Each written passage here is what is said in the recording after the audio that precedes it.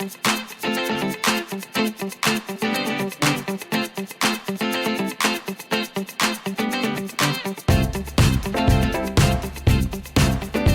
afternoon, everybody. Welcome to the virtual tour of Amsterdam. My name is Jacob. We are Free Walking Tour Amsterdam.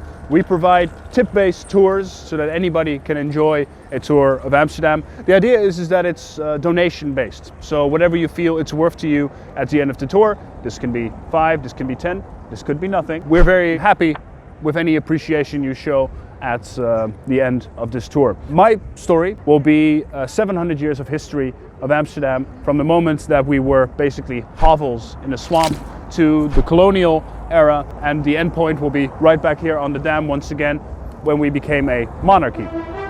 The story of Amsterdam is one of trade, is one of money, is one of perseverance and innovation in what used to be swamp and bog, essentially. We are sometimes called the Venice of the North, and this is pretty poignant because Venice, much like Amsterdam, is a city of canals, an old city which has a reputation of trade as well, of technological innovation, the Renaissance, etc. But my aim and hope at the end of this tour is that you will start calling Venice the Amsterdam of the South, because nobody likes being number 2, so I hope to do that eventually.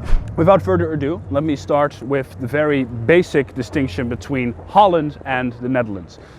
Even the Dutch get this wrong sometimes. When we play soccer internationally, you'll hear us screaming and chanting Holland in the stands. And people who come from abroad will often say all of this is Holland. And here in Amsterdam, you're not exactly wrong, because the province of Holland is where we are right now, North Holland especially. But the entire country in and of itself is called the Netherlands, right? And what we mean by that is the nether, below the sea. But this is technically also wrong, because not the entire country of the Netherlands is below sea level.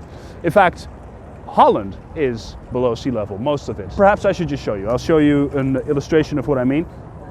This is a depth map of the Netherlands. As you can see, the dark blue areas, these are the countries which are technically below sea level. And this is where once upon a time used to be swamp, used to be ocean, and all these green areas is the mainland, definitely heading towards sea level, to be sure, but all of this is the Netherlands, whereas you could argue that these blue areas would be nether, below, if you will. Holland is in many ways a part of the country which was wrestled from the sea with dams, with technology in the 14th century. Even though there were people living here in the swamps trying to develop things, it was practically impossible, because with any amount of rainfall, these lands would be flooded. But, like I said, in the 14th century, new technological innovations allowed the people to live here to create a more permanent residence in Holland, if you will. What you have here is a schematic of a windmill. You may have wondered, what is the obsession that the Dutch have with the windmills? Well, without windmills, there would be no Holland, there would be no Netherlands, in this sense. The windmills, rather than milling grain as they were often used in the rest of the world, were for us also water pumps. Right?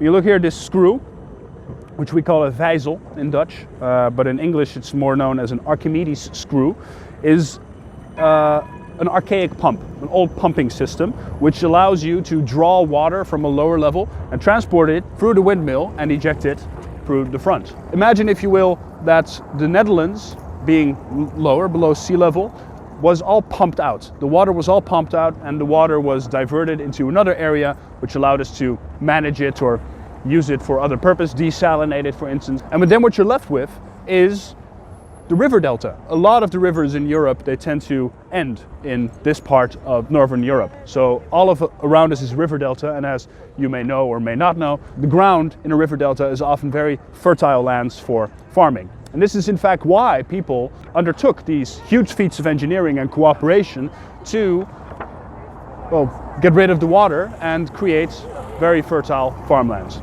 And yeah, that's the basis of what Holland and the Netherlands is. It's one giant community, because without cooperation, this land would not have existed. So many people actually argue that the first workers' unions in history were here in the Netherlands, because it was these farmers, it was the inhabitants that lived here that decided to cooperate and in essence also form a bloc against the nobility that ruled these territories. But more on that at the next stop.